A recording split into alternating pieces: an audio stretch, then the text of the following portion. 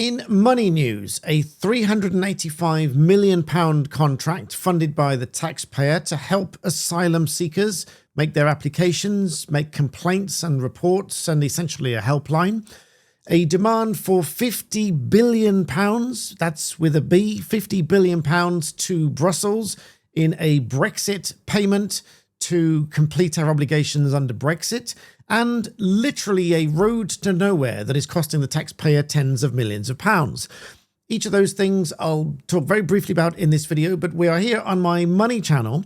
So there is a very real learning experience here through all of these different things that you can apply in your own personal financial lives, which I like to analyze these things and see how these things unfold, because the way that I see it is that companies and governments and countries essentially operate as a much larger scale version of you.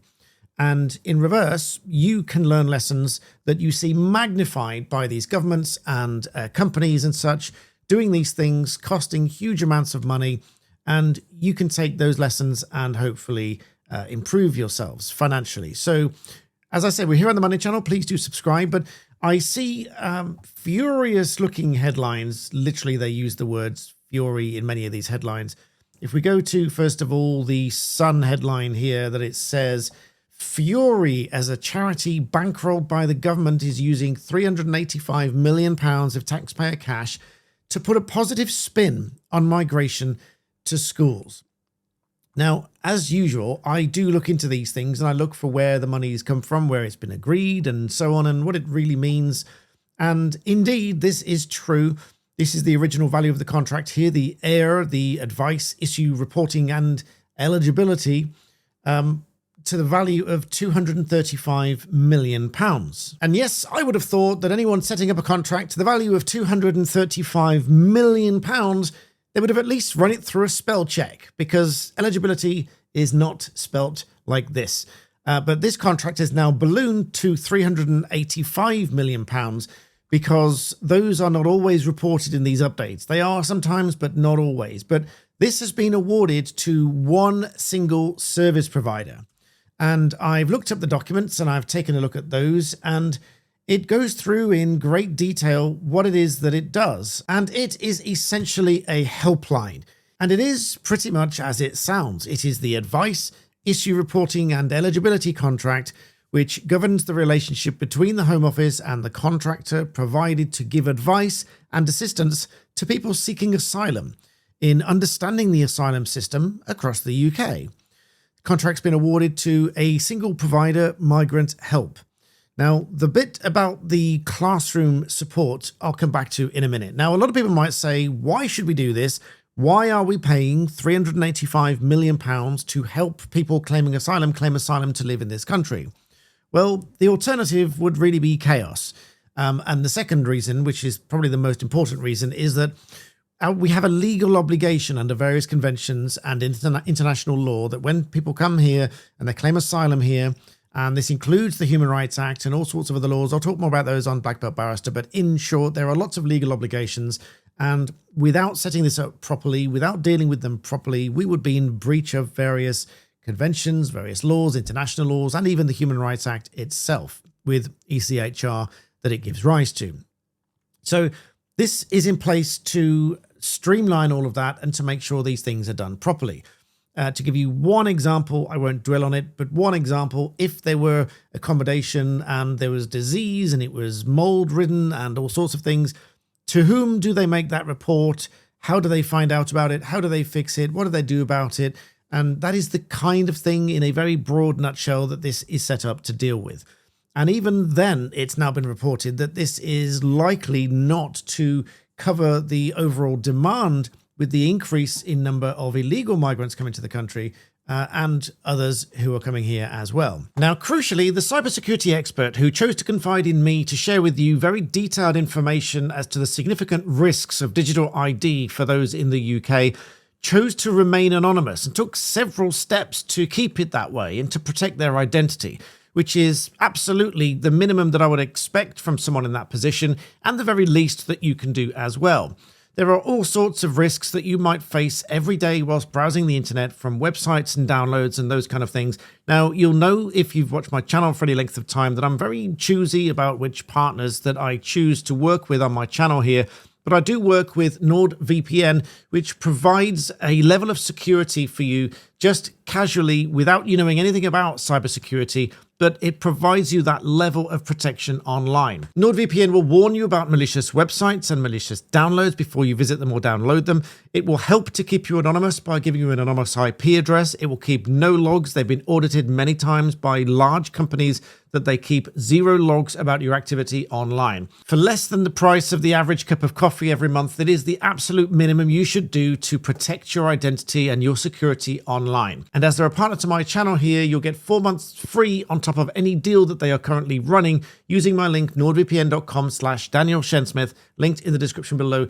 For less than the price of a cup of coffee, it really is the least you can do to protect your anonymity. Now, as to the bit about the schools and the classrooms to encourage children to think positively about migration and asylum, this is the Migrant Helps Schools program, which is to engage with teachers and pupils across the UK to help encourage critical thinking and compassion whilst empowering young minds.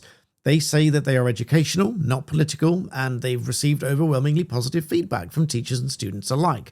So whether you agree with it or disagree with it, that's what it's there for. It's trying to encourage children to think more positively about the asylum system. Whether it should be taxpayer funded is another question. Leave me your thoughts in comments below. But that is just one area that where taxpayer money goes. Another is now being widely reported again, as Brussels is now demanding huge amounts of money post-Brexit. Now, for what it's worth, I voted Remain, but I believe that if we did do Brexit, we should have done it properly. I don't think it was done properly. I think there were some positives that we could get out of Brexit, but ultimately I voted Remain. I thought that was better, and I thought Brexit was going to be nothing short of a disaster, and here we are.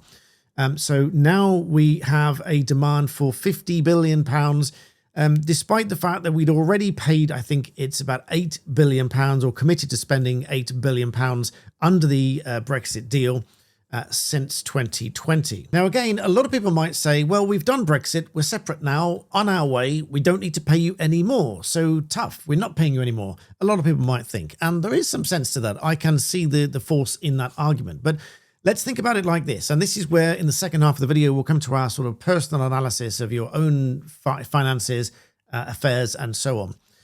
Not that it's advice on your affairs, you understand, that's just my discussion on it. But let's think of it like this. When we were still part of the EU before Brexit, there were obviously a lot of shared arrangements, shared deals, shared liabilities, shared commitments, and a lot of those run in cycles, so several year cycles. Many of them, like the EU budget, running on a 7-year cycle. And before 2020, the UK had already voted on, committed to, and shared liability for many different projects before 2020, which might extend beyond 2020. So it's a little bit like being part of a project, paying for part of it, and then just stop paying partway through. It's a little bit like being halfway through a meal at a restaurant and saying that you've fallen out with the owner of the restaurant. Nothing wrong with the food, you've just fallen out with the owner, so you're leaving halfway through the meal and you're not paying for the other half, even though you've eaten half of it. Or to put it another way, you've eaten the starters and half the main meal, and you've not yet made the rest, but the chef has made the dessert or whatever, and you've just left halfway through and you've not paid for it. And this might apply to various different commitments that extend well beyond 2020, including, for example, loan agreements, building projects, and co-funded or collaborated projects and building projects, even pension schemes and other long-term commitments. So many of those extended beyond the Brexit date. And so they will, of course, say there's a lot of money still owing under all those agreements. So that's why it's not quite as straightforward to get out of those. But as I say, there was also literally a story about paying for a literal road to nowhere. Take a look at this. I'm in Guyana, and this road is costing more than £100 million. Now, why does that matter? Because £52 million of that is being paid for by you. It is being built with the help of the UK's international climate aid, and it's just one of a number of projects that have raised eyebrows that I have uncovered in a 7-month investigation. A lot of this spending, which is quite secretive, has been given to programmes that have been beset with allegations of fraud and corruption. This road has long been opposed by environmentalists and celebrated by the country's booming oil industry. It cuts right through the heart of the jungle. Roads like these have often been described as arteries of destruction because of the... So I'll link the video below. You can go and watch the full thing yourself. So now let's get into how all of this can possibly have an impact on your personal finances. Because, as I say, the way that I see this is you can look at large companies, governments, structures, even countries as a whole, how they operate, and you can translate those and try to apply them or learn from the lessons in your own personal lives. Now, let's take the EU as an example, and I'll use another example from a bit of advice that I did just recently for someone who's acted as a guarantor on a property. And this was a rental property. And so let's start with the EU. Now, as part of the EU, when we joined EU so many years ago, obviously over that time, a little bit like a marriage, countries come together and they agree things together. They share things, they share financial commitments, they build things together, they invest in things together. So there's joint investments and so on. So it's very much like being in a relationship with somebody. You've got all these shared commitments. But obviously, if you break up, then what happens to those agreements and those liabilities and the shared commitments? Do you still owe the money on those? Because for that, you'll certainly need financial and legal advice. So the suggestion here is, before you get into any situation like that, absolutely have a very close look at all of the detail, all of the contracts, all of the extent of the obligations. And I'll tell you a little bit of a story here. So on more than one occasion, I've had people come to me either for being a guarantor to a mortgage or guarantor to a rent agreement, which is a little bit more straightforward, but still has consequences. It is very much more robust with a mortgage agreement. Now, when you act as a guarantor to a mortgage, the bank, the lender will require you to confirm that you've taken independent legal advice. And it requires the lawyer or you to sign to say that you've received that advice. Now, invariably, when parents come to me as a barrister for advice on being a guarantor for a mortgage, they will usually say, this is just a formality. The bank needs this to be signed just to say that it's all okay and that we agree with it and it's fine. They don't expect full legal advice. They usually don't appreciate what that advice will be or the extent of the commitment. So this will be a little bit of help to you as well, hopefully, generally speaking. So when I sit down to give them this advice about being a guarantor, I always do it both orally so that I'm satisfied that they understand it because I'm signing to say that they've received the advice, but I also give them a copy of it in writing. So they've got something to refer back to so that they can read it and digest it. And in the event that I am not 100% satisfied that they either understand the advice or the risks associated with being a guarantor, I might suggest that they wait a little while. They sleep on it. Give it a few days or a week just to think about what I've said, read and digest the advice before we confirm that they've received that advice and they are happy to go ahead with being a guarantor. Because being a guarantor to a mortgage, and there is a point to all this, but being a guarantor to a mortgage is taking on all of the responsibility in the event that the mortgagor, the borrower, doesn't fulfill their commitment to the mortgage company, the mortgagee. And so by agreeing to be a guarantor, they are agreeing to put their name on the legal documents and to make all of the repayments if the original borrower, usually their children, cannot or will not do so. And I use those words carefully because in some situations, they just will not make the payments for whatever reason. Either they've had a falling out with the parents because they've encouraged them to buy the property, or because they are so sour about the relationship, they refuse to make more payments against the property and they get into an argument with the outgoing partner and therefore just flat out refuse to make those payments. But in either scenario, the guarantor is liable for that property's payments. Now, in some situations, the children do not want the guarantor to be a proprietor of the property, meaning they've got no legal ownership or control over the property, and so they can't force it to be sold, not without going to court at least, but are still liable to make all the payments. And usually the mortgage company will require the guarantor to put up either their own property or cash savings, sometimes in a special holding account as security against the mortgage until that mortgage is repaid.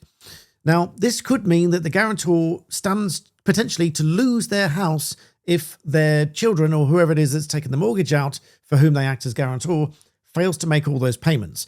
Now, obviously, winding back to the beginning, The parents usually think that this is just a bit of a formality. Of course, they're going to make the payments. Of course, there's no problem.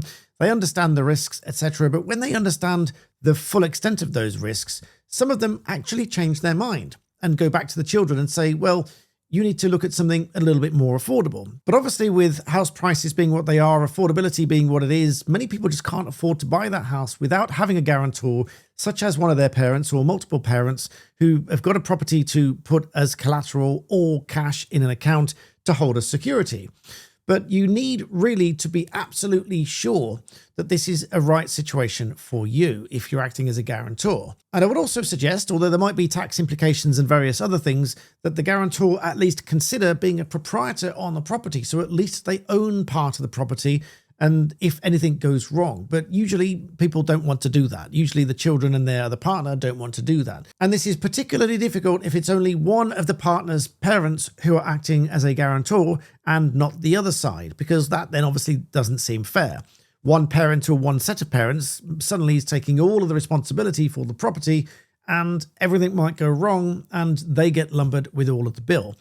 So all of this really needs to be taken into account for your own personal planning. And very broadly speaking, the same applies to rent and lease agreements as well.